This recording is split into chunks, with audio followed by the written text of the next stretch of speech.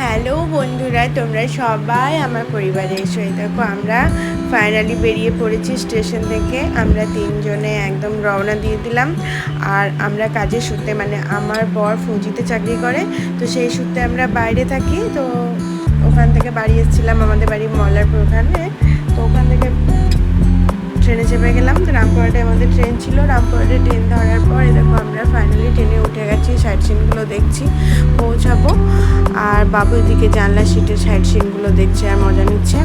তো বেসিক্যালি আমরা দেখো আর ভিডিও করতে পারিনি। আমরা একদম রুমে পৌঁছে গেছি। রুম দুয়ারের অবস্থা তো ভীষণ জঘন্য, থাকেই না, ধরা কন্টিনিউ কোথায় 16-17 দিন হয়ে গেল ছিলাম না। তো বাড়িতে প্রচণ্ড আরশোলা ঝুল জাল পড়ে।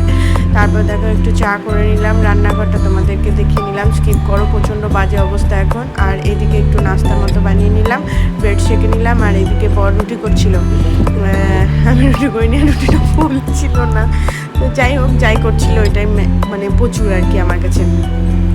আর দেখো গাছে ফুল ফুটেছে দেখে আমার খুব ভালো লাগছে যে আমি ছিলাম না। এদিকে বৃষ্টির জল পাই, এখানে তো বৃষ্টি শেষ নেই, গাছগুলো ঠিকই ছিল। আর আমি অনেকটা ভয় কাটিয়ে আমি তোমাদের সাথে ভিডিও করতে শুরু করলাম। প্লিজ বন্ধুরা তোমরা ভাসে থেকো। আর দেখো জামা কাপড়ের অবস্থা